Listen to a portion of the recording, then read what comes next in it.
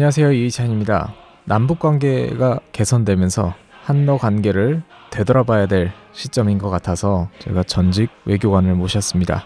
한러 관계의 역사, 특히 외교 역사를 다뤄보는 시간을 가져보겠습니다. 러시아 전문 팟캐스트 보드카먹은 불곰 136회 시작하겠습니다.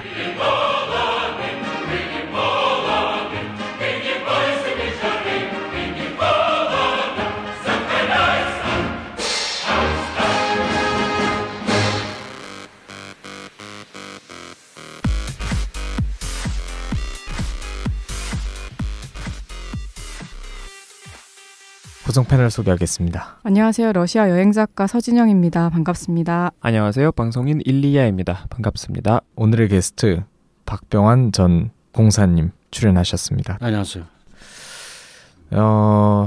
어렵게 모셨습니다. 저희 보통 국제정세 특집 때 출연하셨던 윤명근 패널님 소개로 최근에 한번 뵀다가 외교관으로서 경험하셨던 이야기들, 한러 관계에 대한 이야기들을 들으면서 한번 모시면은 굉장히 재밌는 이야기들을 많이 들을 수 있겠다 해서 이렇게 모시게 됐습니다. 우선은 전공은 러시아 어문학이 아니신 분이십니다. 원래 외교관의 길을 걸으시다가 러시아와의 인연이 돼서 러시아에서 오랫동안 근무를 하셨는데 어떻게 해서 외교관이 되겠다는 꿈을 꾸게 되셨는지요? 사실은 심각하게 어떤 거창한 생각을 하고 외교관을 지망하게 된 것은 아니었습니다.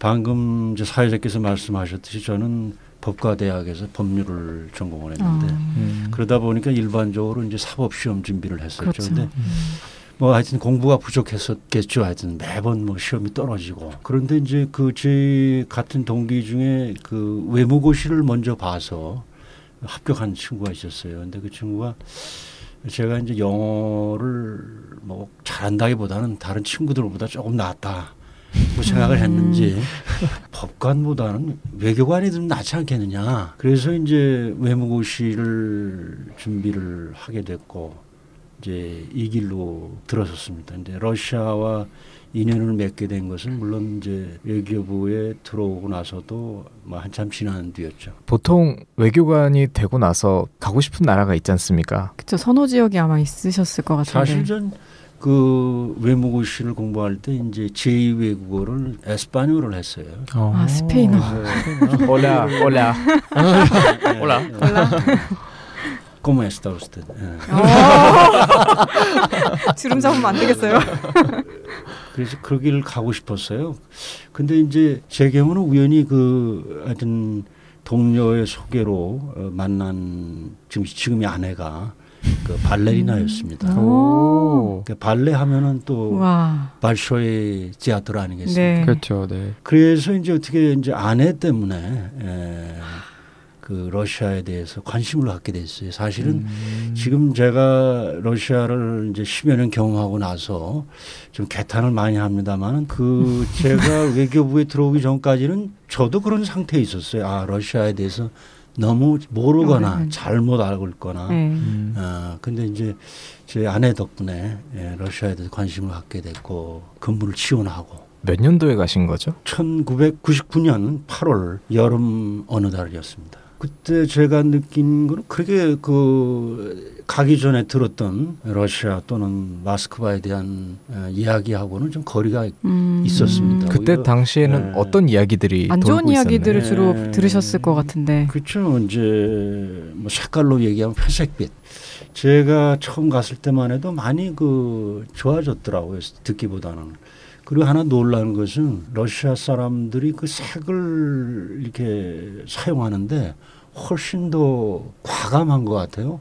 한국 사람들은 건물 자체는 깨끗한지 모르겠습니다만 건물 색이 하얀색, 회색, 하여튼 무늬가 좀 들어가거나 어쩌고저쩌고 그 정도인데 러시아 건물은 녹색을 칠한 것도 있고 하늘색을 칠한 것도 있고 노란색을 칠한 것. 근데 그게 뭐 나쁘지 않더라고요. 좋은 인상을 받았습니다. 그리고 나서 러시아와의 인연이 이렇게 질겨질 줄은 전혀 예상을 못했었죠. 원래 러시아 쪽에 한번 발을 담그면 빼기 어려워지는 곳이 러시아권이거든요. 예, 그런 예. 얘기들을 좀 합니다. 예. 러시아에서 근무도 하셨고 보니까 또 우즈베키스탄에서도 근무를 하셨어요. 네. 우즈베키스탄 특별한 이유가 있었던 건 아니고요. 제가 이제 우리나라 외교부의 현실을 뭐 외교부의 현실이라기보다도 러시아를 어떻게 보고 있는가 또는 러시아 포스트 그러니까 러시아 대사관이나 또는 러시아에 있는 총영사관 자리에서 어떻게 생각하고 있나 외교부에서 별로 가려고 하지 않는 곳이었어요. 그래서 제가 99년 8월에 갔었고 3년 마치고 돌아왔다가 또 2004년에 또 갔어요. 갔다 왔는데 또 러시아를 가라고 그러더라고요. 아니 그래서 뭐 좀 다른데 좀 그랬더니 또 이 우즈베키스탄도 마찬가지예요. 그렇게 선호 지역은 아니었어요. 그러니까 뭐 그렇다면 우즈베키스탄을 가라. 그래서 뭐 좋다 그러고 갔죠. 그게 이제 2008년 6월이었습니다. 그리고 또 이르쿠츠크에도 네, 그건 2011년에 뭐 짧게 좀 근무를 했죠. 중앙아시아를 포함해서 러시아에서 이렇게 장기 근무하시는 분들이 거의 없는 것 같아요. 자의반 타의반 그렇게 됐다라고 말씀을 드리겠습니다. 그러니까 자의라고 할 때는 그 아내와의 인연을 따른 그런 것이었고 또 그러다 보니까 뭐 러시아에 대해서 흥미도 좀 느꼈고 별로 가려고 하는 사람도 없는데 당신 갔다 왔으니까 또 가면 어떻겠냐. 뭐 그렇게 해서 이제 외교부에서 가장 선호하는 지역은 미국이라고. 그렇죠. 미주겠죠. 보통 선진국이나 이제 워싱턴 네. 주미 대사관이 있는 곳이죠. 어느 직장을 들어가든지 그 조직의 어떤 탑이 되고자 하는 그런 막연할 수도 있고 분명할 수도 있고 다 그런 욕망이 있잖아요. 그러니까 워싱턴에 근무를 해야 다음에 더 좋은 포스트로 갈 수 있고 또 승진도 비교적 유리하고 장관까지 하려면 워싱턴 스쿨이 돼야 된다. 그 불문율이라고 말이 좀 너무 센 거. 하여튼 그런 분위기가 있어요. 그렇군요. 자리가. 한국 엘리트의 그 머릿속에는 이 유라시아 대륙에서 러시아가 빠져 있는 그런 지도가 머릿속에 들어 있는 것 맞습니다. 같아요. 아직까지는 유감스럽게 돼요. 공사님께서 쓰셨던 칼럼들을 쭉 읽어봤는데 우리나라 외교에서 러시아가 빠져 있다. 이런 글들이 좀 많이 들어가 있더라고요. 실제로도 사실 러시아가 굉장히 가까이 있음에도 불구하고 비중이 너무 떨어지는 것 아닌가 이런 느낌을 일반적으로도 받거든요. 수교 이후 그 한러 관계의 초창기는 어떻게 기억하고 계세요? 글쎄 그 당시는 제가 외교부에 이제 들어가기 전이기 때문에 자료나 책을 통해서 그리고 또 선배들의 이야기를 통해서 알고 있는 것인데요. 일단 냉전이 이제 1990년도에 끝나면서 우리 그 당시 노태우 정부가 소위 북방 정책을 펴기 시작했어요. 과감하고도 발빠른 조치였죠. 당시 고르바초프 대통령과 노태우 대통령이 그 샌프란시스코에서 태평양 연안을 바라다보는 그런 호텔에서 정상회담도 했고 그 뒤에 이제 90년 9월에 수교가 됐고 그 당시는 사실은 그 러시아의 주가가 어마어마했어요. 이렇게 표현하면 될 겁니다. 이 정치인이든 뭐 이 사회에서 좀 이름 있는 사람이면 모스크바를 한번 다녀와야 된다. 그러니까 모스크바를 갔다 오지 않으면 명함을 내밀기 어려울 정도로 주가가 어마어마했어요. 거대한 그 나라, 그 당시 소련이죠. 러시아라기보다는 또 소련이 갖고 있는 걸로 믿었던 어마어마한 잠재력. 또 좀 더 사실적으로 말씀드리면은 그 교역을 통한 기대되는 엄청난 이익을 꿈꾸면서 너도 나도 거기를 갔죠. 우리나라 기업이 지금은 많이 이제 들어가 있는데 초창기에 북방 정책에 의해서 좀 자리 잡을 수 있었던 부분이 있다고 볼 수가 있죠. 초반에 진출을 빨리. 저는 뭐 우리가 이제 그 군사 쿠데타에 의해서 집권한 정부들에 대해서 여러 가지 비판을 많이 합니다만은 저는 전직 외교관으로서 그 노태우 정부의 그런 대외 정책 그 중에서도 북방 정책에서는 높이 평가합니다. 아마 그 이후에 노태우 정부보다 더 나은 외교 정책을 편 정부가 없지 않았나 할 정도로 좋게 평가하고 있습니다. 90년대 이제 초에 갑자기 러시아어 학과가 엄청나게 많이 늘어났다고 알고 있거든요. 예, 엄청 많이 생기고 또 들어가기도 굉장히 힘들고 네. 경쟁률도 높아지고 그랬던 러시아가 잠깐이었나 보군요, 이게. 경제 차관 같은 경우도 소비재 차관을 한다거나 그런 조치들이 굉장히 도움이 됐다고. 경협 차관이라고 보통 국내에서 표현을 합니다. 그런데 우선 이것에 대해서 지금까지도 잘못 인식하고 있는 게 있어요. 우리 언론인은. 한국이 그 당시 소련에 제공한 경협 차관의 규모가 30억 불이었다라고 자꾸 우기는 사람들인데 그게 아니고 원래 약속했던 것은 30억 불이 맞습니다. 그러나 91년도에 소련이 무너지면서 경협 차관이 중단돼 버렸어요. 그래서 정확히 제가 매물을 제하는데 14억 7천만 불입니다. 실제로 우리가 제공한 것은. 그리고 이 경협 차관은 그 당시 소련 측에서 예를 들면 대한민국에 대해서 수교의 대가로 요구한 것이 결코 아니었습니다. 뭐 수교의 대가이든 아니든 간에 어떠한 금전도 요구한 바 없습니다. 소련 당국은. 그러면 어떻게 된 거냐? 아까 말씀드렸다시피 소련이라는 거대한 그 땅에 대한 그 기대되는 경제적 이익 때문에 말하자면 종잣돈, 보통 영어로는 seedmoney라고 그러는데 그 명목으로 우리가 갖다 앵긴 겁니다. 약간 좀 우스꽝스럽게 표현하면 우리 대표단이 가서 이렇게 돈을 주겠다고 그러니까 그쪽에서 굉장히 당황했다고 그래요. 소련 쪽에서요. 저희가 달란 적도 없고 기대하지도 않았는데 이제 그 돈 가지고 또 뒤에 좀 더 말씀을 드리겠습니다만 이제 사회자가 지적한 거 소비재 차관이 그 차관의 상당 부분을 차지했어요. 그러니까 약 3분의 1 정도가 소비재 차관이었습니다. 근데 소비재 차관은 뭐냐면은 당시 이제 소련이 붕괴되면서 뭐 붕괴되기 직전에 이미 그런 상태였습니다만은 이게 사회주의 경제의 그 배급 체계가 완전히 무너졌어요. 그러다 보니까 뭐 이 러시아에 대한 부정적인 뭐 사진 뭐 빵가게 뭐 줄이 뭐 100m다 200m다 이게 러시아에서 미리 생산이 안 되고 빵이 부족해서 줄을 서는 게 아니에요. 유통이 제대로 안 되는 거예요. 모든 사회주의 경제라는 건 배급 체계 아닙니까? 네. 그게 다 붕괴가 돼 버리니까 이 물자가 서로 유통이 안 되는 거예요. 그러다 보니까 그 개별 제조 공장별로 또 그런 이유로 또 도산을 하는 거예요.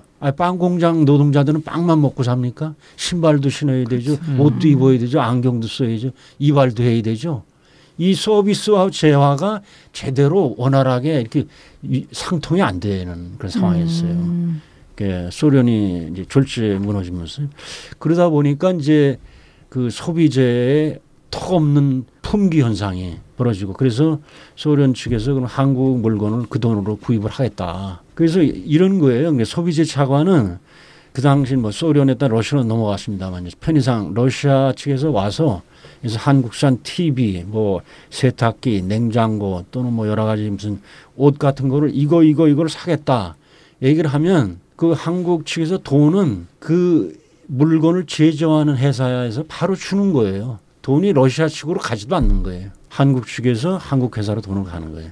그럼 거기서 이제 러시아로 물건이 넘어가는 거죠. 넘어가는 거고. 그래서 그게 3분의 1 정도였고 3분의 2가 이제 현금으로 러시아에 제공된 바 있죠.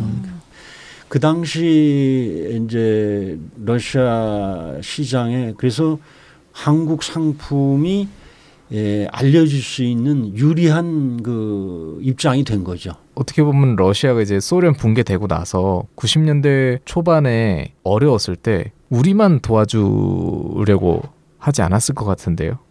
다른 나라도 있었을 텐데. 그 서방 우리가 이제 서방 사람들, 서유럽 사람들, 미국 사람들 굉장히 우리가 선량하고 예의 바르고 남을 배려하고 그런 사람들로 알고 있죠. 전혀 아닙니다. 오히려 그 옐친 대통령으로 대표되는 러시아 엘리트들은 이렇게 생각을 했어요. 우리가 사회주의, 공산주의를 포기하고 자본주의를 선언했기 때문에 자본주의 형제 국가들이 우리를 도와줄 거라고 생각했어요. 그러나 그들은 와서 마구잡이로 착취를 해갔습니다. 러시아 경제가 엉망이 되고 질서가 없고 지금 이제 외국한 거래도 한국보다 더 자유화돼 있어요. 제프리 삭스라고 하는 소위 이제 우리가 국내에서는 굉장히 좌파 경제학자로 칭송을 받죠. 제프리 삭스가 이렇게 얘기했다. 그도 이렇게 얘기했다 할 정도로 많이 인용되는 사람이에요. 그런데 그 사람이 미국 정부의 하수인 노릇을 했는지는 정확히 모르겠습니다만 마구잡이로 엉터리 어드바이스를 많이 해서 러시아 경제가 더 곤두박질 치는데 절대적인 기여를 한 사람으로 알고 있습니다. IMF에서 파견된 전문가들도 마찬가지였습니다. 그래서 하이퍼 인플레이션이라고 그래가지고 어마어마한 그러니까 이제 돈이 완전히 휘조각이 되는 그런 지경까지 가는데 그것이 100%는 아닐지라도 서방에서 파견된 경제 자문관들의 그 무능력한 좋게 얘기하면은 다른 건 아니에요. 석유, 가스를 와서 잡수시고 그랬죠. 그 당시 이제 저 석유 가스가 아무리 땅 밑에 철철 넘쳐도 그거를 캐내려면 자본과 기술이 필요하죠. 그걸 들이대면서 소위 PSA라는 게 있습니다. Production Sharing Agreement라는 이게 전형적인 제국주의적인 착취 방법이에요. 그 제3세계에 가서 서구 제국주의자들이 하는 짓인데 생산물 분배 협약이다 이게 우리가 이렇게 자본 기술 되니까 예를 들어서 10억 배럴의 석유가 나왔다면 예를 들어서 뭐 5대 5다, 7대 3이다 하는 거. 그 당시 러시아 사람들이 어리숙하고 자본주의 형제들이 우리를 도와줄 걸로 믿고 있었는데 돈도 없고 그러니까 그냥 하자는 대로 막 한 거죠. 그들의 룰을 잘 모르니까 당한 거죠. 어떻게 보면 당했다고 할 수 있겠네요. 무자비하게 당했습니다.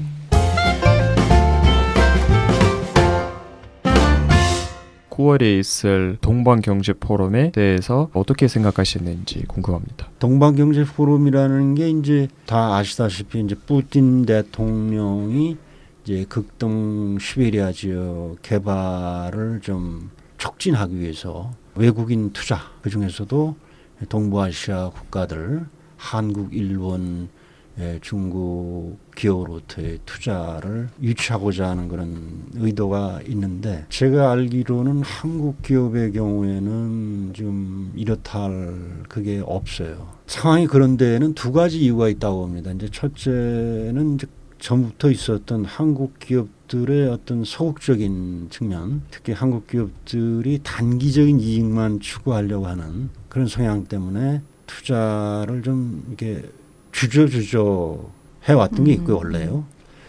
그나마 이제 사실은 몇 년 전부터 좀 바뀌었어요. 그래서 뭘 좀 해보려고 그러니까 이번에는 또 소위 미국을 비롯한 서방의 대러 경제 제재. 여러분들 아시잖아요. 2014년에 크리미아 공화국이 이제 러시아 연방의 편입됨으로 해가지고 서방에서 이제 그에 대한 반발로 나온 것이죠. 그러다 보니까 좀 웬만한 큰 프로젝트의 경우는 그 서방의 제재에 걸려요. 한국 기업들이 그럼에도 불구하고 뭐 하겠다 하면은 100% 단독 투자로 하는 거는 아무 문제가 없죠. 근데 대부분의 이제 프로젝트가 꼭 돈 때문만은 아니라 여러 가지 이유로 현지 합작 파트너가 필요하기 때문에 합작을 하는데 이제 그 과정에서 이제 러시아 측 파트너 회사가 서방 제재 명단에 올라 있다. 제재 대상이다 하면은 이게 곤란한 거예요. 그렇죠. 이제 왜 그러냐면은 그냥 하지 말라 이제 이런 제재도 있고 또는 이런 식으로 제재를 해요. 거대 프로젝트의 경우는 돈이 뭐 달러로 뭐 10억 불, 20억 불 또는 그 이상도 들어가기 때문에 그런 투자 금액을 전액 자기 돈으로 하기는 어려워요. 그건 어느 나라 격도 마찬가지. 결국은 자기 돈 일부, 은행 대출 일부 그렇게 해요. 근데 은행 대출을 받는 과정에서 이제 국제금융시장에서 거기서 이제 문제가 발생이 되죠. 제재 때문에.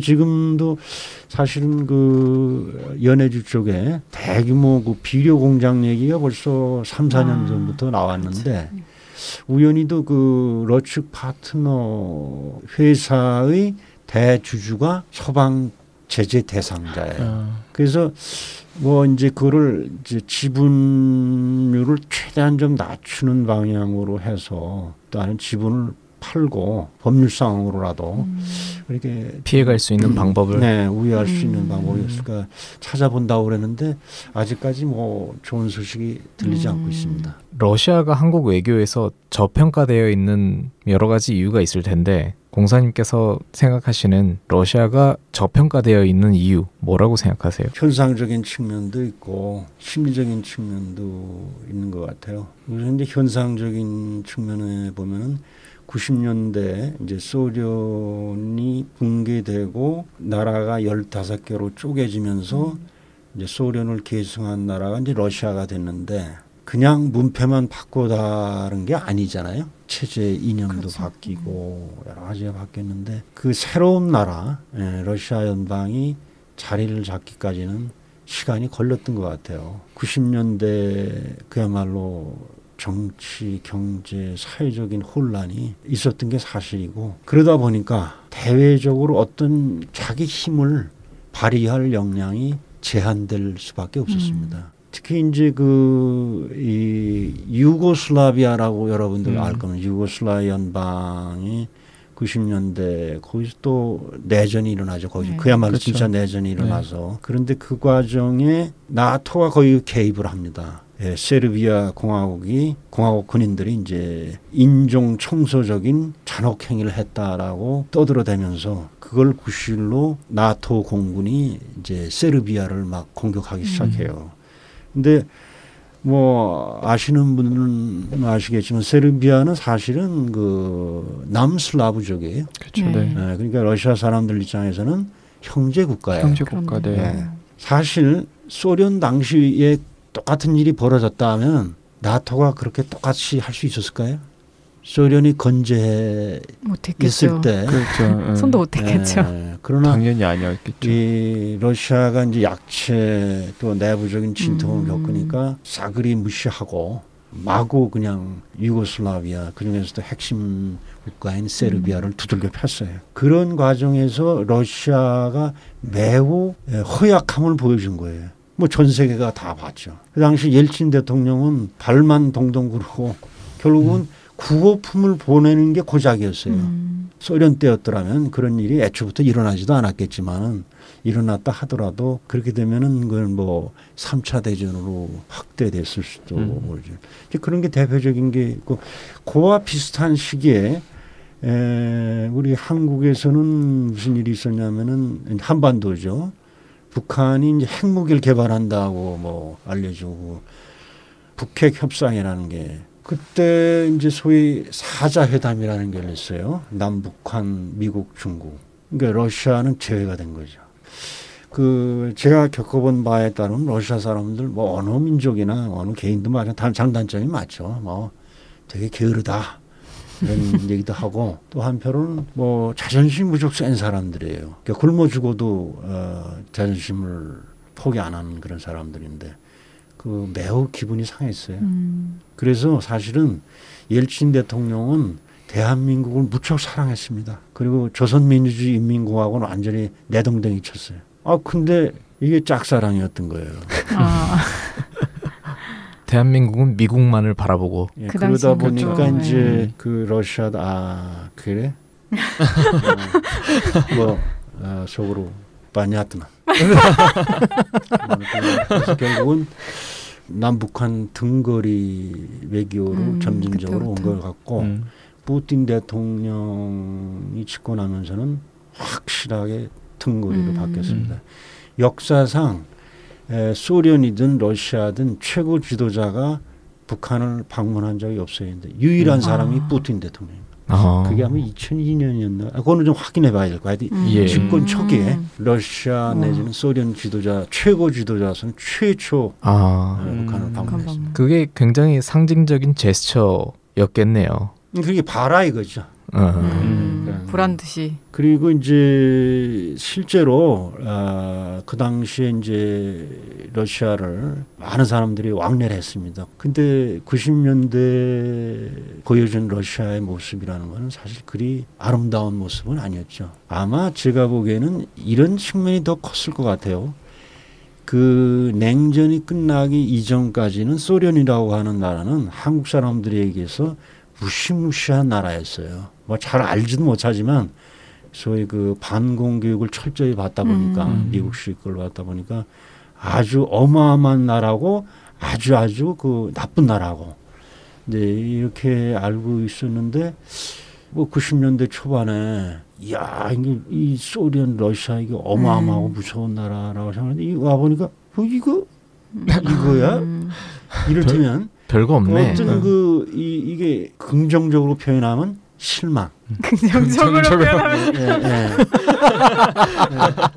아니 왜냐하면 기대를 걸었으니까 소련이 이게 어마어마한 나라구나. 이게. 그리고 보통 사람들의 경우에는 저도 사실은 뭐 10년 넘게 러시아에 근무했으니까 장님 코끼리 만지기 식으로 아직도 러시아를 아는 정도입니다만은 출장 뭐 며칠 이런저런 일로 뭐 1, 2주일 해가지고 그 사회의 어떤 있는 그들의 모습을 알기라는 건 어렵지 않습니까? 그거는 뭐 어느 나라 가도 마찬가지고. 그렇죠. 그러다 보니까 겉으로 이렇게 탁탁 눈에 들어오는 모습이 첫인상을 좌우할 수밖에 없었고 그런 면에서는 사실은 마이너스 확정이었어요. 특히 우리나라 언론을 통해서 비춰지는 러시아의 모습은 참 제대로 알지도 못하면서 막 이렇게 소문만 무성하게 만드는 측면도 분명히 있었던 것 같고 칼럼에서 이런 대목을 본 것 같아요. 미국은 러시아를 무시할 수 있어요. 무시할 수 있는데 우리가 이제 친미 국가로서 가끔 보면은 우리가 미국인이 된 마냥 러시아를 똑같이 미국처럼 대하는 부분이 있다. 글쎄, 그 좋은 지적이죠. 이게 사실은 이제 소련과 러시아를 비교하면 우선은 이제 땅덩어리가 소련에 비해서는 뭐 지금도 어마어마하게 큰 땅이지만은 소련에 비해서는 줄었죠. 줄어드는 거 사실이고 그것은 어떤 경제력의 약간 감소라고 좀 볼 수도 있고요. 어쨌든 전반적인 국세가 현재 러시아가 그 이전의 소련에 비해서 열세다. 뭐 그런 측면에서 그 냉전 시대 그 어떤 맹주 역할을 했던 양 진영의 미국과 소련 그런 한 상대로서 그 미국이 러시아를 아직도 그 맞상대로 보고 있느냐 하는 건 매우 회의적이에요. 그러나 이제 한국의 경우는 미국이 그런다고 해서 러시아를 그렇게 대한다는 거는 저는 사실 제 그 칼럼에도 썼습니다마는 매우 어리석고 위험한 일이다. 우리는 우리에게 살 길이 있는 거고 미국은 미국에 또 살 길이 있는 건데 그 분명한 사실은 러시아는 이 한국의 이웃 나라인데 아까도 말씀드렸습니다만 한국 엘리트의 머릿속에는 러시아가 없는 지도만 들어 있어요. 그러다 보니까 자꾸 망각을 하는데 러시아라는 존재가 우리가 무시할 수 있다고 해서 무시되어지는 것은 아니다는 거예요. 지정학이라는 말을 아마 여러분들 들어보셨을 텐데 지정학이라는 건 이해하기 쉽게 표현한다면 제 식으로 내가 지금 어디 살고 있느냐가 내 운명에 영향을 미친다는 얘기예요. 그러니까 이 한국이 어디에 위치해 있냐 그 사실 자체가 한국의 운명에 영향을 미친다 이거예요. 그리고 개인이라는 거는 뭐 개인과 국가의 차이점은 이거예요. 내가 예를 들어서 저는 지금 명륜동에 살고 있습니다. 근데 뭐 이웃에 대해서 좀 불만이 많다 이러저러한 이유로 집 팔고 이사 가면 돼요. 세를 주든지 팔든지 성북동으로 이사를 가든 어디 뭐 분당으로 이사 가면 돼요. 그 나라는 어떻습니까? 저 5천만 인구가 어디로 이사를 가요? 이사 갈 수 있으면 얼마나 좋겠어요. 이사 갈 수 있으면 나는 우리나라가 남태평양으로 좀 이사 갔으면 좋겠어요. 아무 걱정 안 하고 바나나 따먹으면서 그 해먹에 누워가지고 낮잠을 즐기면서 뭐 멋진 자동차, 멋진 집, 멋진 여러 가지 뭐 전자기기는 없어도요. 아무 문제 없어요. 근데 우리가 지금 한국이 지금 현재 이 위치에 있기 때문에 우리가 뭐 플러스인 것도 있지만 현재 우리가 겪고 있는 어려움의 대부분인 바로 그 위치 때문에 그렇다는 거예요. 어디에 한국이 위치하고 있냐. 그런 관점에서 한국이 러시아에 대해서 무관심하고 싶다고 그래서 무관심할 수가 없어요. 결정적인 순간에 가서는. 평소에는 그럴 수 있어요. 그래서 그 지정학이라는 걸 그렇게 이해를 하시면 될 것 같고 러시아를 우리가 예의주시하고 러시아를 뭐 아까 제가 좀 모두의 미국에 대해서 좀 비판적인 표현을 많이 썼습니다. 그럼 러시아는 착한 나라냐? 세상에 착한 나라가 어디 있습니까? 그런 얘기하는 거 아닙니다. 오해하시면 안 돼요. 그건 아니고 우리 가까운 이웃 나라이기 때문에 러시아라고 하는 나라가 러시아 사람들이 도대체 무슨 생각을 하고 있는지 무슨 꿈꾸기속을 갖고 있는지 그리고 특히 우리에 대해서는 어떤 생각을 갖고 있는지 무슨 일을 꾸미고 있는지 꾸미려고 하는지 그거를 있는 그대로 소상하게 파악하는 것이 우리에게 필요하다. 우리에게 이익이 된다. 이런 얘기를 저는 하고 싶은 겁니다. 그러면 이 러시아 입장에서 한국은 어떤 존재입니까? 러시아 입장에서는 러시아의 그 전체적인 세계 전략 측면에서 봤을 때 한국의 비중은 그리 높지는 않습니다. 아무래도 그 러시아의 핵심부는 우랄 산맥 서쪽입니다. 소위 이제 유럽 러시아 쪽이고 그러다 보니까 전통적으로 뭐 소련 때도 마찬가지죠. 서방과의 관계가 최우선적인 유럽이랑 미국 과제입니다.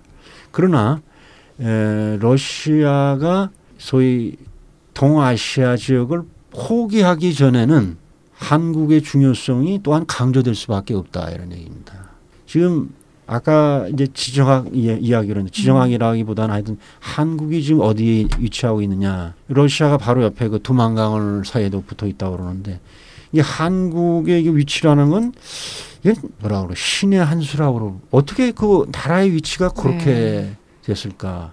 그러니까 지구상에 우리 한국처럼 이 아주 힘센 나라들에 의해서 둘러싸여 있는 그런 나라가 없어요. 지구상에. 그렇죠. 샌드위치죠, 완전. 사방에 지금 뭐 러시아, 중국, 일본, 미국이 꽉 포위돼 있어요. 그러다 보니까 이 한국 땅 또는 하여튼 한반도가 누구의 것이 되느냐, 누구의 영향력이 더 세냐가 이 네 나라들의 전략에 미치는 영향이 어마어마한 거예요. 그렇죠. 사실은 미군이 여기 한반도 남쪽에 주둔하고 있는 것도 일부 그 태극기를 광화문 내거리에서 요즘도 여전히 힘차게 휘두르시는 아저씨들이 생각하듯이 한국의 자유와 민주주의를 수호하기 위해서 이 땅에 와 있는 것 아닙니다. 미국의 세계 전략상 글로벌 전략상 이 한반도라고는 것은 최전선에 위치한 아주 중요한 병참 기지입니다. 그래서 그렇죠. 이 병참 기지를 유지하기 위해서 부수적으로 한국의 안보도 부수적으로 해결이 되는 것이죠. 미국이 극단적으로 얘기가 좀 약간 엮기로 셉니다만 우리가 철수하라고 그런다고 해서 철수하지 않습니다. 있어 달라고 해서 있지 않을 나라예요. 그들의 결정에 따라서 움직이는 거다 하는 겁니다. 트럼프가 주한미군을 빼야 된다라는 발언을 몇 차례 한 적이 있죠. 그분은 그 돈에 되게 예민하신 것 같아요. 사업가니까. 사업가니까. 미국의 세계 전략상 그 주한미군이 필요하고 이 기지가 필요한데 이왕이면은 비용을 적게 들이면 꼭 먹고 알 먹고 아니겠어요. 그러니까 한국은 요즘 뭐 문재인 정부 들어서 많이 달라졌습니다만은 약간만 건드리면은 그 보수 언론들이 와글와글 떠들어댑니다. 큰일 날라고 미군이 나가면 어떻게 되려고 다음 날 바로 적화될 텐데 예, 그러기 때문에 그런 걸 알거든요. 미국 사람들은 한국을 손바닥처럼 들여다보고 있습니다.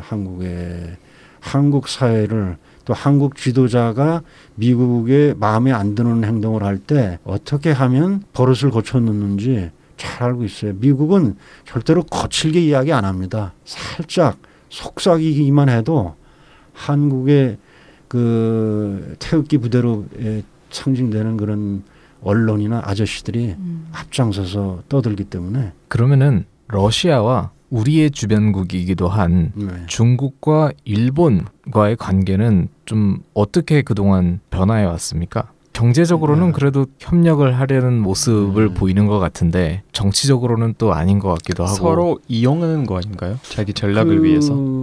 기본적으로 이제 그 지정학 연장선상에서 말씀드리면 그 러시아나 중국 같이 이런 큰 나라들이 서로 이웃하고 있으면서 사이가 좋다는 게 비정상이에요. 일시적인 현상이고요. 러시아하고 중국이 뭐 근대 이전부터도 사이가 좋은 적이 없어요. 그러니까 러시아의 동남진이라고 할까요? 하는 과정에서 계속 충돌이 있었어요. 그렇죠. 그래서 사실은 뭐 아무르강 이보, 지금 이제 하바롭스크주나 연해주는 19세기 중반에 러시아가 그 당시 청나라로부터 빼앗은 땅이에요. 네. 그렇죠. 땅을 이렇게 선물할 수 있을까요? 사이가 좋을 수가 없네요. 네. 그리고 소련 때도 사이가 썩 좋지 않았어요. 6.25 전쟁 때 이제 스탈린 형님이 동생인 그 마오쩌둥 시켜서 북한을 지원하도록 하긴 했지만 별로 그렇게 사이가 좋지 않았어요. 심지어는 소련 공산당에서 베이징에 핵폭탄을 투하해야 된다. 시쳇말로 이 짱꼴라들 말 안 듣는데 정신 좀 차리게 해주겠다. 그랬는데 요즘과 같은 러시아와 중국과의 관계를 보이기 시작한 것은 소련이 망하기 직전부터였어요. 정치적으로 어떤 조직의 형태로 나타나는 것은 그 쇼스라고 있습니다. 상하이 협력기구라는 게 있습니다. 거기에 이제 핵심 멤버가 러시아, 중국 그리고 중앙아시아 국가들인데 이제 쇼스에 대해서 미국이 많이 야 너희들 이거 안보기구 아니냐? 아니다. 이거는 그 대테러 기구다. 오기고 있죠. 근데 러시아하고 중국이요. 관계를 한마디로 요약하면은 동상이몽. 잠은 같이 자지만 다른 꿈을 꾼다 이런 얘기예요. 그 제가 2007년 4월에 그 아무르강가에 있는 블라가베신스크에 다녀온 적이 있습니다. 거기서 한국과 러시아 양국 간에 정부 간 협의가 열렸고 간 김에 블라가베신스크가 이제 그 아무르 강가인데 바로 건너편에 있는 중국 도시 이제 우리식으로 읽으면 흑하, 헤이허라는 데가 있어요. 갔는데 이제 뭐 그러다가 이제 거기 뭐 역사박물관 있다고 해서 그때 그 블라가베신스크 한로 행사에 당시 모스크바 주재 KBS 특파원에 동행을 했습니다. 그래서 그분과 그의 러시아인 조수 둘, 우리 한국 사람 얼굴 보더니 뭐 이제 들어가도 좋다는 표시고 러시아인 조수 2명 얼굴 보더니 X 안 된다. 그래서 우리가 표를 보여주면서 샀다. 왜 안 되냐 하더니 막무가내야. 그래서 뭐 중국말도 잘 모르고 또 그 사람이 뭐 영어가 통하는 것도 아니고 더군다나 뭐 러시아어가 통하는 것도 아니고 그래서 이제 좀 미안하지만 그 러시아인 2명은 밖에서 기다리라고 하고 박물관을 들어갔습니다. 박물관은 크게 3개 전시관으로 문제의 마지막 3번째 자리에 들어갔어요. 뭐라고 되어 있냐면 수복 실지 빼앗긴 땅을 되찾자야. 수복 실지. 대놓고. 네, 그리고 거기에 이제 당시 1860년이었으니까 베이징 조약에 하여튼 그들로 봐서는 치욕적인 장면이겠죠. 러시아 제정 러시아에게 그 영토로 할려하는 조약이니까 조인 광경을 이렇게 밀랍인형으로 만들어 놓은 거예요. 근데 한옆에 또 보니까 막 그 아녀자의 막 비명 소리가 막 들려요. 거기도 또 이제 밀랍인형으로 뭘 이렇게 막 만들었는데 뭐냐면은 당시 이제 그 아무르 강가의 국경지대에 러시아 군들이 쳐들어와서 청나라 그 당시 양민들을 학살하는 장면을 이렇게 묘사하는 뭐 그게 어느 정도 역사적인 사실에 기초하고 있는지는 모르겠습니다만 하여튼 그런 것이 있더라고요. 그래서 이래서 이렇구나. 그래서 사실은 중국이라고 하는 나라는 민간이 없어요. 뭐 이제 경제 활동 부분에서 민간이 있는데 경제 활동에 제한된 부분 빼놓고는 뭐 언론이나 민간 언론은 존재하지 않고 더군다나 이는 박물관은 뭐 정부의 그 통제하에 있는데 헤이어라고 하는 도시에 살고 있는 일부 중국인들의 생각을 대변하고 있는 거라고 볼 수가 없고 미국이 진정으로 요즘 뭐 중국을 좀 선보려고 자꾸 그러는 것 같은데 1972년도에 드디어 중국이 대외 개방을 했어요. 닉슨 대통령이 중국을 방문했습니다. 그럼 왜 그게 이루어졌느냐? 소련 공산당 지도부가 핵폭탄을 그 베이징에 투하하겠다는 뭐 실제로 하진 않았습니다만 협박까지 할 정도로 공산당이 소련의 군사적인 위협에 벌벌 떨고 있었을 때예요. 그래서 결국은 그 당시 미국으로서는 소련을 제압하기 위해서 중국을 끌어안아야 되겠다 해서 중국을 끌어안은 거예요. 그게 이해관계 맞아떨어진 거거든요. 그래서 지금은 그때와는 반대로 이제 중국이 문제다. 미국 입장에서 제일 고칠거리가 하면 이제는 러시아를 끌어안아야죠. 근데 유감스럽게도 러시아의 그러니까 미국의 엘리트들 정치인들이 너무 냉전적 사고에 젖어 있어요. 그러니까 이 러시아가 하는 거는 모든 게 소련이 하는 거가 똑같고 다 나쁜 의도고 그렇게 보다 보니까 지금 제재를 위한 제재를 계속하고 있고 과연 그게 미국에도 도움이 되는지 모르겠어요. 그리고 중국을 선보기 위해서 러시아를 끌어안으면 중국을 쉽게 선볼 수 있죠. 이게 미국의 어떤 전략 목표를 달성하는데도 도움이 될 텐데. 러시아의 입장에서는 중국의 경제나 여러 가지 측면에서 협력하면 얻을 것이 있다라고 판단이 되고 또 미국에 대항하는 데 있어서 중국하고 또 협력할 수 있는 부분이 있는 것 같은데 서로의 필요성이 있는 거죠. 이익이 되는 부분이 있는데 러시아와 일본 같은 경우는 어떻습니까? 거기도 땅 문제가 굉장히 오래 전부터 제일 큰 문제죠. 네, 그게 이제 끝나지 않은 유즈니의 구릴스키의 아스트라바라고 그러죠. 남쿠릴 열도라고 그러고 이제 일본에서는 북방 영토라고 그러죠. 그 2월 며칠인가 일본에서는 북방 영토의 날이라고 있어요. 그래서 그때만 되면은 일본에 있는 이제 러시아 대사관 앞에서 일본 우익들이 대대적인 그 이제 시위를 벌이죠. 땅을 돌려달라는 거. 근데 사실은 그 남쿠릴 열도는 그 문제의 그 섬들이 영유권이 여러 번 바뀌었어요. 그게 2차 대전 직전에 뭐 꼭 그랬던 건 아니고 역사적으로 누가 더 권리 측면에서 강한 근거를 갖고 있느냐 쉽지가 않은 국제사법재판소를 가든지 뭐 어쨌든 이제 그것이 러일 간에는 아주 2차 대전 이래로 핫 이슈로 있습니다. 특히 일본의 입장에서는 포기할 수 없는 아젠다죠. 그래서 사실은 일본이 러시아에 대해서 어떤 경제협력을 제의하거나 한다고 할 때는 모든 게 다 그들이 말하는 북방 영토 문제하고 연결이 돼 있어요. 그걸 해결하기 위해서라는 그 말이 계속 갖다 붙었어요. 끝이 없네요. 되게 상당히 오래된 문제로 알고 있는데. 땅 문제라는 건 개인 간의 관계로 애정 문제부터 비슷해가지고 이성적으로 해결이 안 됩니까? 내 땅이야. 이성적으로 이게 결론이 나겠습니까? 그 남북러 협력 프로젝트 상당히 오래된 이슈인데 뭐 그동안 여러 가지 이유 때문에 계속 정체된 상태였다가 그나마 작년부터 해서 사실상 올해부터 조금 진전이 있다라는 느낌이 듭니다. 그게 이제 소위 남북러 삼각협력이라고 할 때는 세 가지가 있죠. 그 시베리아 횡단 철도와 한반도 종단 철도의 연결. 두 번째는 이제 북한 영토를 경유한 가스관 건설, 전력망 연결. 전력망. 사실은 그 동시베리아 지역에 그 대표적으로 브레야 발전소라고 큰 게 있는데요. 그쪽은 사실 전력이 남아 돌아요. 그리고 전력이라는 게 저장이 안 되는 거기 때문에 러시아 입장에서는 풍부한 그런 전기 남아도는 전기를 돈 받고 좀 팔고 싶어요. 지금 현재 그 아모르강 건너편으로 중국에는 많이 팔고 있어요. 이제 북한이 이제 전력 사정이 안 좋다고 하면 북한도 좀 도와줄 겸 또 남한에 대해서도 돈 받고 팔고 뭐 그런 거를 좀 구상을 해왔는데 이 프로젝트가 글자 그대로 공통점이 메가 프로젝트예요.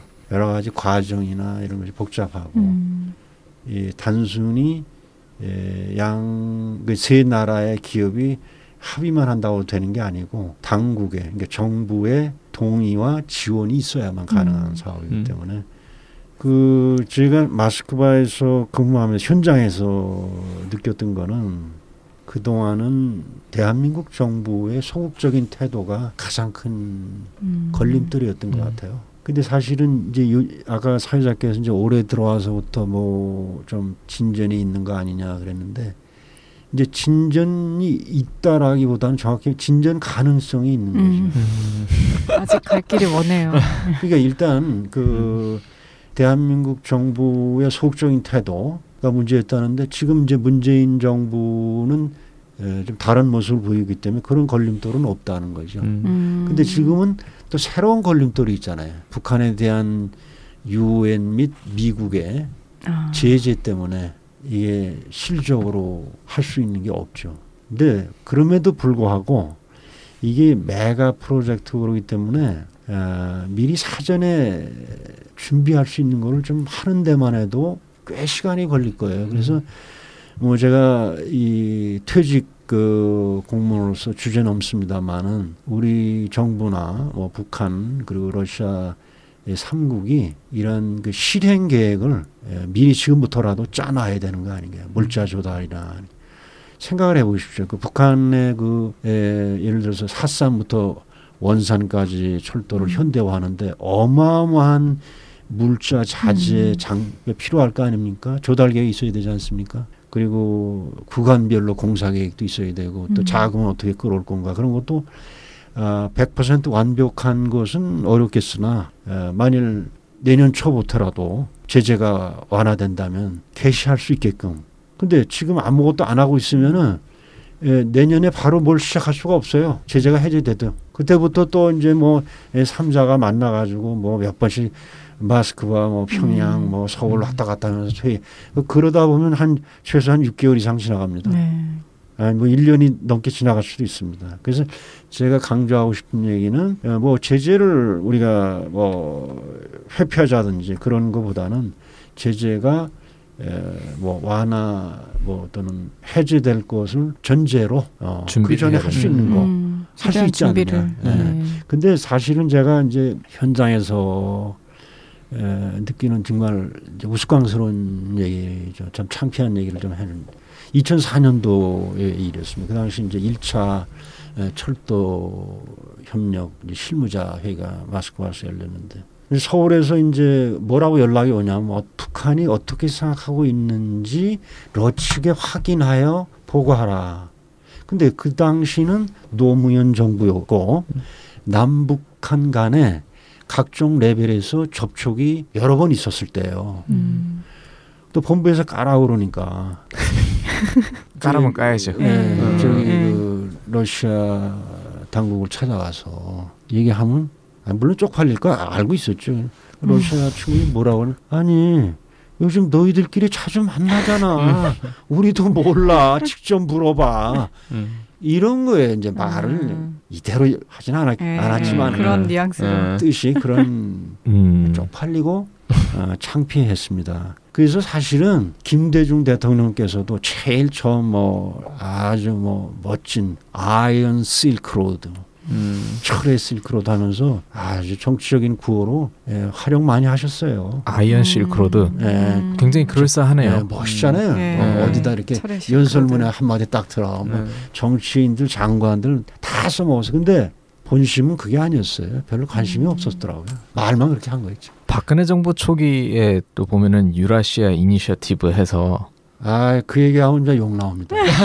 답변을 좀 회피할까 하는 생각이 드는데 이게 국내 언론들이요. 보수 언론이든 진보든 간에 남북관계 뭐 한다 하잖아요.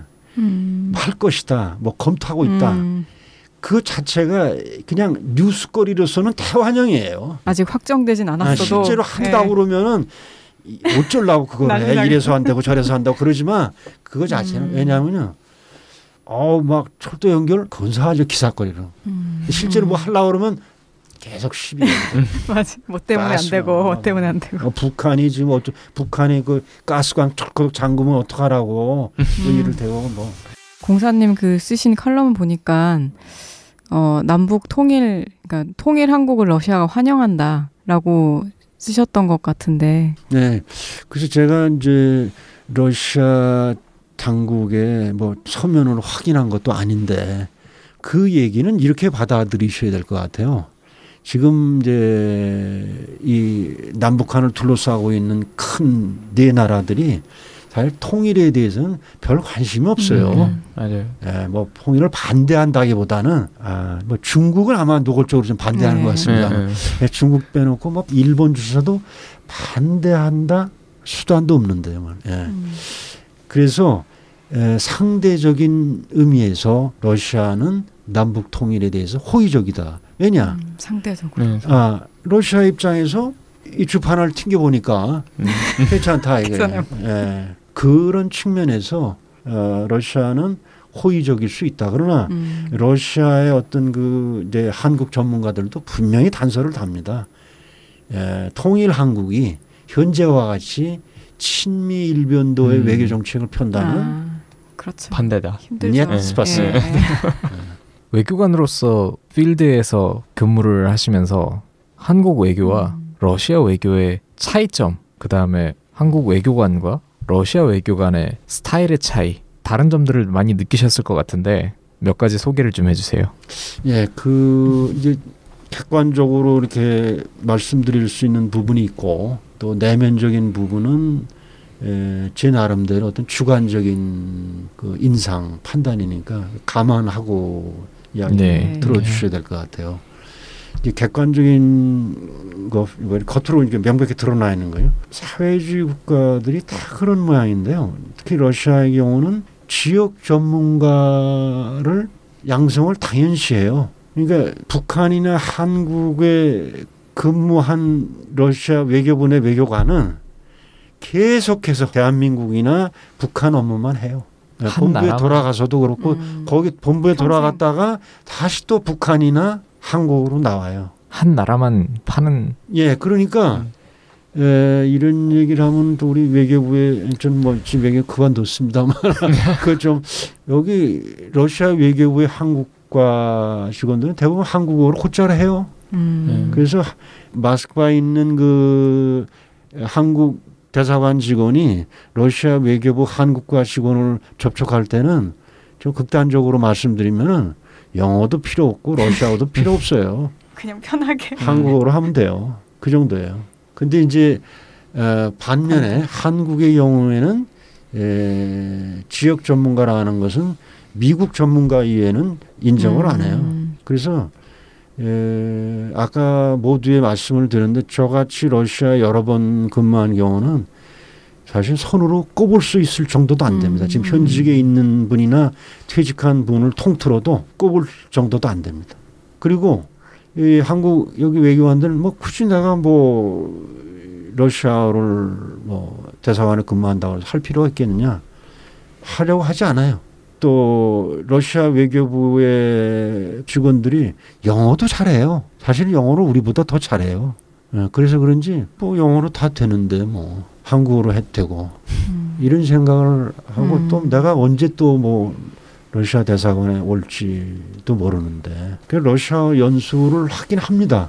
그래서 러시아어를 계속 우리 후배들이 꾸준히 공부를 하진 않아요. 저도 거기 근무했을 때 뭐 저는 뭐 독학합니다만 이래서 되겠는가 그런 아쉬움이 들 때가 좀 있었습니다. 그리고 그 외교 요건 이제 어떤 이제 이 순환 보직과 관련된 지역 전문가 그런 좀 이제 상위 개념으로 봤을 때 어떤 정책적인 측면을 봤을 때 그 일관성 그런 거는 역시 우리가 좀 역사가 좀 짧다 보니까 물론 우리나라는 그 반만 년이 아니라 지금 9,000년의 역사를 가진 나라라고 하는데 우리나라가 1945년에 처음 생긴 나라도 아니고 그렇긴 합니다만은 현대적인 의미의 이제 이 현대 국가로서 이제 그 외교부 외교 활동 측면에서는 역사가 짧아서 그런지 그러니까 러시아 경우는 좀 무게가 있다고 그럴까요? 오래 하다 보니까 거기에 대한 축적된 정보와 그게 또 새로 그 지역 전문가가 들어왔을 때 그에게 전수되는 것, 이 정보의 양, 조직 내 축적된 그런 노하우, 그런 것이 있어서 그리고 놀라운 거는 사실 우리 조상님들이 지금 예를 들어서 조선 왕조실록이라고 있죠. 500년 역사기 유네스코 세계 문화유산으로 등재가 있고 그렇게 치밀한 기록을 남긴 우리 조상들을 갖고 있습니다만 현재 우리는 문서를 되게 소홀히 다룹니다. 그래서 뭐 지금 주한 러시아 대사관의 옛날 그 배제고등학교 자리 저쪽 덕수궁 뒤편에 있는데요. 전에 있었던 러시아 공사관 자리가 옛날 MBC 자리 이화여고 좀 지나서 있는데 그게 이제 뭐 이제 대한제국이 무너지고 일제 식민지가 되고 또 2차 대전에 이제 냉전 뭐 전쟁 그러면서 정부가 그건 이제 말하자면 우리 정부께 돼버렸죠. 근데 저도 선배한테 얘기를 들었는데요. 구한 말에 그 옛날 러시아 공사관 그 자리 부지 땅 거래 매매 계약서를 갖고 있더라는 거예요. 러시아 측에서요. 역시 철저한 문서 관리. 그래서 그 땅을 그대로 돌려줄 수는 없기 때문에 대토로 다른 땅을 대신 준다 이거죠. 그걸 그대로 돌려주진 못하는 대신에 그래서 배제고등학교 자리에 땅을 러시아는 그냥 우리가 볼 때는 공짜로 얻은 거죠. 그 문서가 있기 때문에 아니 우리가 이게 그 당시 대한제국 당시에 구한 말에 이렇게 귀국에 돈을 주고 산 거다 이거야. 우리 소유권이 분명히 있지 않느냐. 그거 할 말이 없는 거죠. 그러니까 그건 줄 수는 없으니까 그럼 뭐 이렇게 저거라도 가져야지 이렇게 저거라도 가져. 에피소드가 있습니다. 일 안 하는 것 같지만요. 일 안 하는 것 같은데도 보십시오. 모스크바에서 블라디보스토크까지 거의 10,000km 가까이 되잖아요. 9,982km인가요? 아니 정확하지 않습니다. 일 안 하는 것 같은데 절도 나왔잖아요. 대단한 나라. 그 러시아 외교관들하고 같이 일을 하게 되는 경우도 많잖아요. 어쨌거나 거기 계시면서 이제 일을 같이 하는 경우가 접촉을 해야 된다거나 얘기를 하거나 행사 같은 경우가 이제 같이 하는 경우가 되겠고 그 밖에는 그냥 서로 뭐 이제 그 소통을 하는 것이죠. 러시아 외교관들하고 소통을 하는 데 있어서 제일 어려웠던 점이 뭐였습니까? 러시아 사실은 그 외교관, 그러니까 좀 더 정확히 표현하면 러시아 정부의 외교부 직원들하고의 소통은 별로 어려움이 없었어요. 아 그런가요? 네, 근데 저는 이제 경제 업무 좀 많이 했거든요. 그러다 보니까 이제 외교부뿐만 아니라 러시아 정부 내 경제부처, 뭐 경제개발부다, 뭐 통상산업부다. 그 얘기만 할래도 며칠 해야 될 것 같아요. 그 마음고생, 그 우라통 터지고 진짜 욕 많이 나왔습니다. 복지부동이라고 여러분들 아시나요?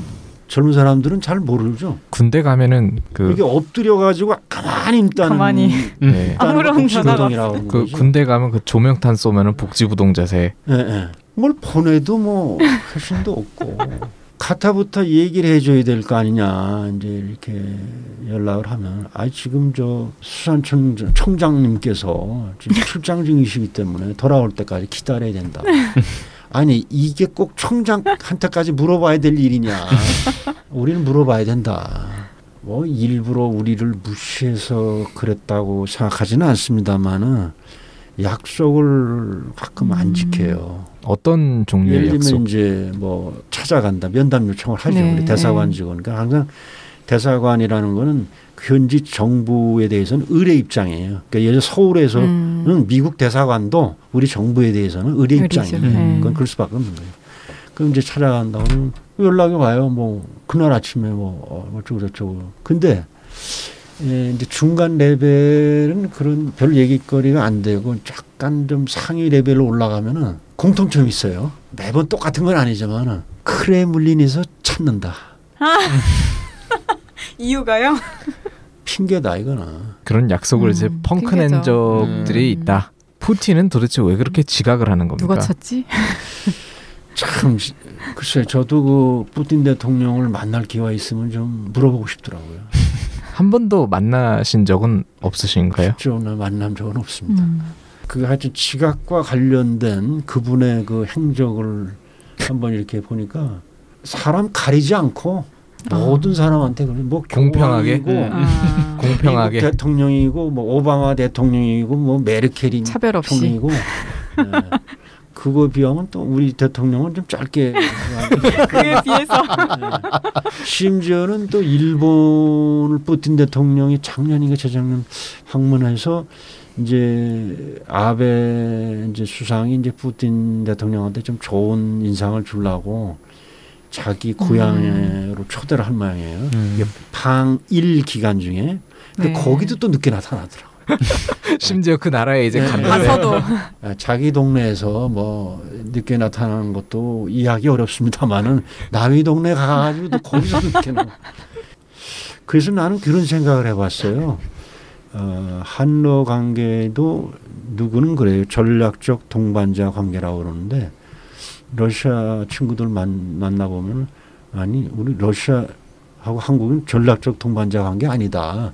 전략적 동반자 관계를 지향하기로 했지 그런 관계라는 게 아니라 근데 베트남하고는 나스타야시 전략적 동반자다. 네. 그래서 아니 뭐 베트남 가면 한 대로 봤죠. 근데 하여튼 그 푸틴 대통령의 그 저 지각 습관에 대해서는 저는 한마디로 매우 나쁜 버릇이다라고 생각합니다. 그리고 어떤 의미에서도 그러한 그 푸틴 대통령의 처신이 자신의 이미지나 러시아의 이미지에 결코 좋은 영향을 미칠 수 없다.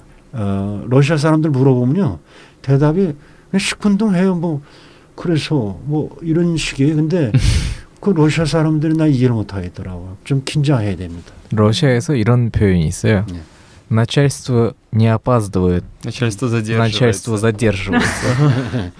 아니 그거는 그 얼마나 또 재미있는 표현이에요. 좋습니다. 그러나 그거를 이나스트란짬 이딱 가발이. 맞습니다. 맞아요. 자 이제 앞으로 대러시아 외교 전략 어떻게 세워야 되는 게 바람직할까요? 중요한 그 어려운 질문이네요. 사실 뭐 외교부 장관도 아니고 그 러시아에 오래 근무했던 한 사람으로서 뭐 희망사항, 소망사항을 말씀드린다면은 통일 문제에 관한 그 중국과 러시아의 생각이 많이 다르다. 그리고 앞으로 있을 수 있는 북한의 급변 사태와 관련해 가지고 러시아의 도움이 기묘하게 필요할 때가 올 텐데 러시아로 하여금 그 결정적인 순간에 중국과 타협하지 않고 한국을 지지하도록 하는 것이 대러 외교의 목표가 돼야 될 것이라고 봅니다. 단기 내지는 중기로 봤을 때는 뭐 그러기 위해서는 러시아와의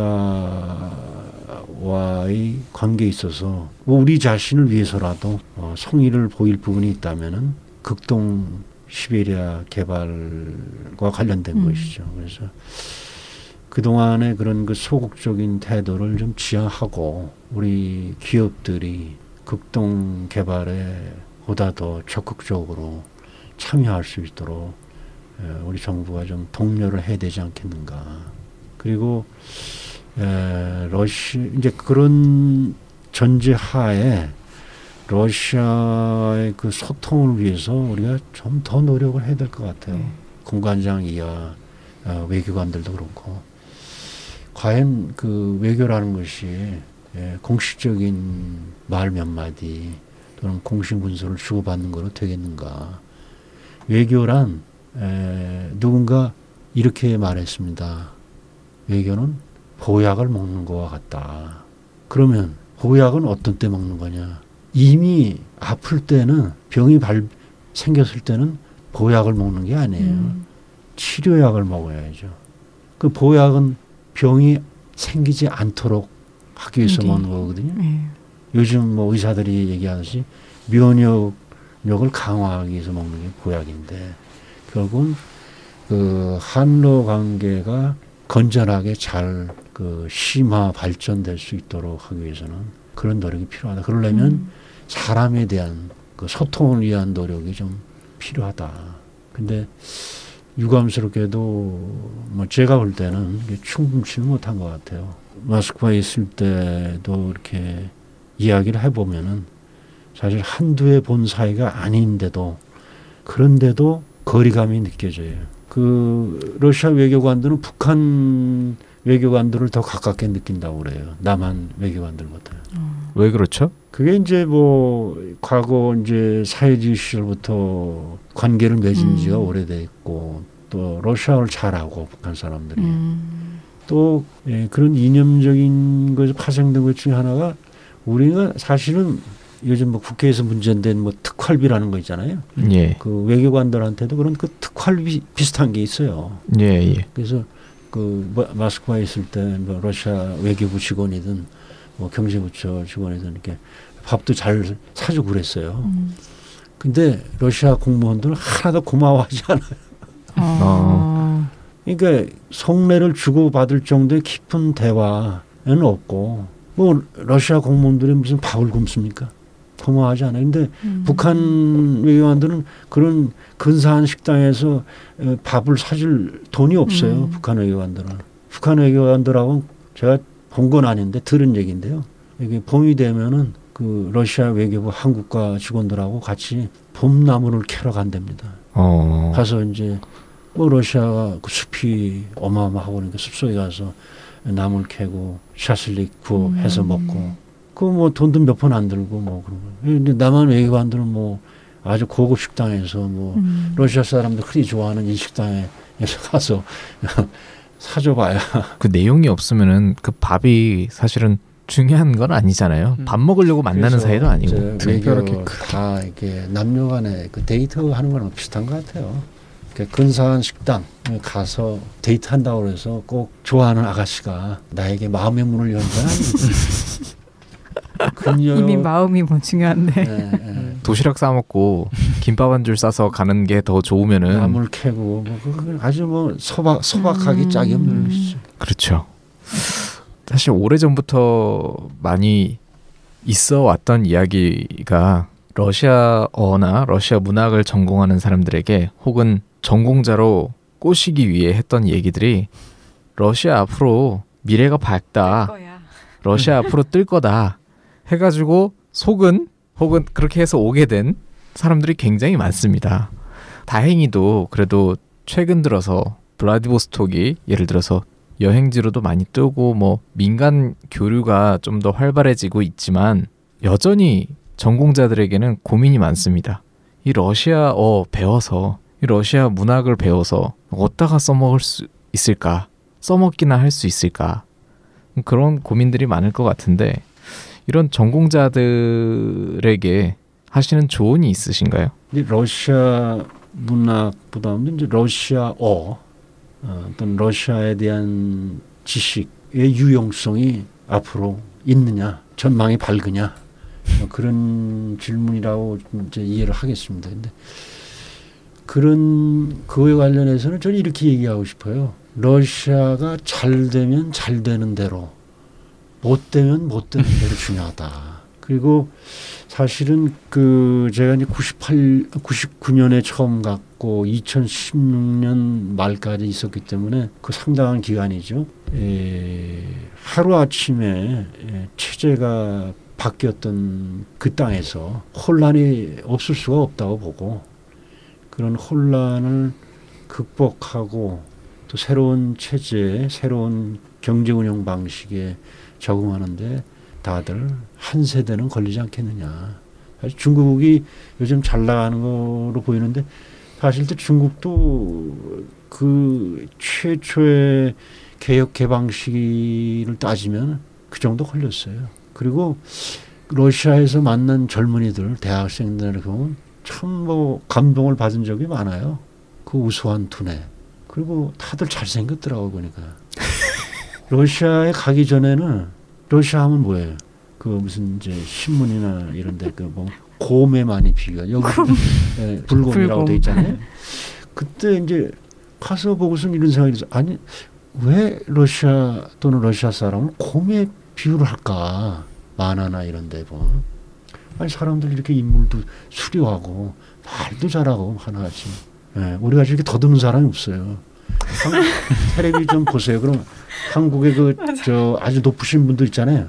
장관님들 뭐 이런 분들 보면 두 줄 읽고 고개 들었다 다시 또 들여다보고 그 별거 내용도 없는 거 가지고 그거 하나 못 해가지고 계속 고개를 끄덕끄덕거려요.